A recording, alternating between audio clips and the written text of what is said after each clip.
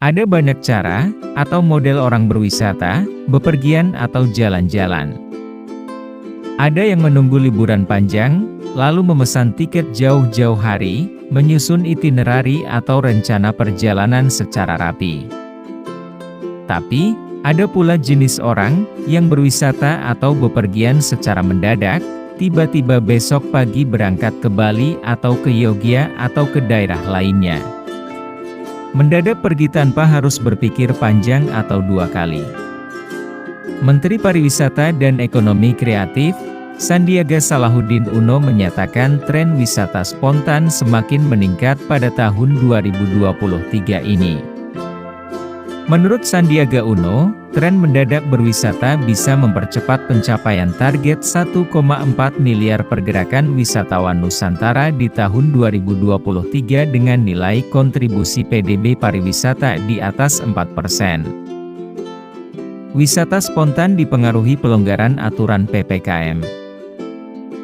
Wisata spontan dipengaruhi adanya pelonggaran aturan PPKM yang telah resmi dicabut, dan kemudahan perjalanan dalam negeri atau PPDN maupun perjalanan luar negeri atau PPLN, sehingga seseorang bisa memutuskan melakukan perjalanan wisata sewaktu-waktu atau secara spontan. Wisata spontan atau biasa yang dikenal wisata yang instan ini semakin terpicu dengan pelonggaran aturan PPKM, ucap Sandiaga dalam The Weekly Brief with Sandi Uno, seperti dikutip dari laman Kemenparekraf, Senin 16 Januari 2023. Wisata spontan merupakan konsep berwisata yang tidak direncanakan. Wisatawan bisa secara mendadak berpikir untuk traveling pada sore hari, lalu memutuskan berangkat pada pagi hari selanjutnya. Tren perjalanan wisata secara spontan mampu memberikan kontribusi cukup besar dalam mendorong pergerakan wisata Nusantara. Karena itu, Sandiaga meminta agar ketersediaan kursi transportasi seperti pesawat dan kereta harus ditingkatkan, untuk mengakomodasi orang yang suka melakukan wisata spontan. Wisata spontan bergantung dengan ketersediaan kursi pesawat, kereta dan bus.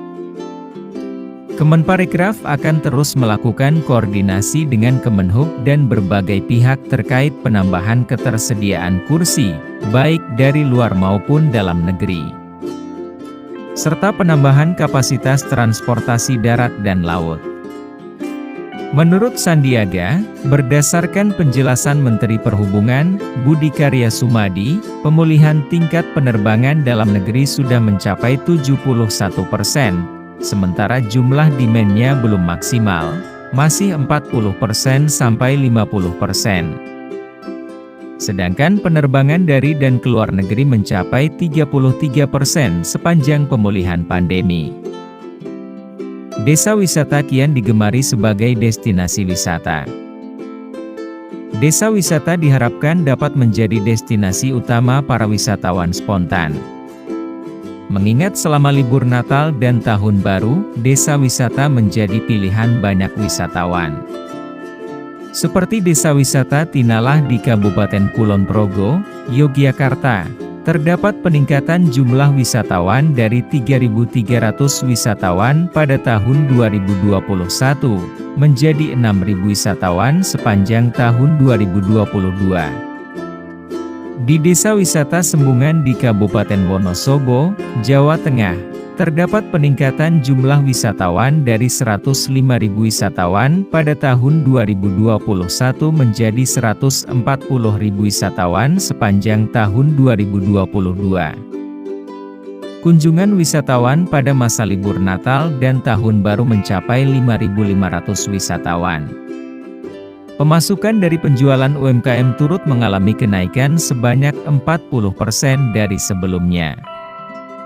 Di Desa Wisata Ngilngof, Kabupaten Maluku Tenggara, Maluku, terdapat peningkatan jumlah wisatawan dari 92.000 wisatawan pada tahun 2021, menjadi 99.000 wisatawan sepanjang tahun 2022. Pemasukan turut mengalami kenaikan hingga 100% dari sebelumnya. Desa Wisata Tondok Bakaru di Kabupaten Mamasa, Sulawesi Barat, sepanjang tahun 2022 terdapat 11.000 wisatawan, di mana puncaknya adalah pada masa liburan Nataru yang mencapai 10.000 wisatawan. Sandiaga mengatakan wisata spontan ini akan banyak dipengaruhi oleh promosi pariwisata, sehingga jika nanti ada orang yang cuci tangan melihat ada produk langsung tertarik untuk berwisata. Melihat schedule kosong, cus berangkat, kalau ada meeting, ubah meetingnya jadi virtual meeting, kata Sandiaga. Wah, asik ya. Kui kita ikutan. Terima kasih telah menonton video ini, jangan lupa subscribe channelnya. Jika suka video ini mohon di like dan share juga.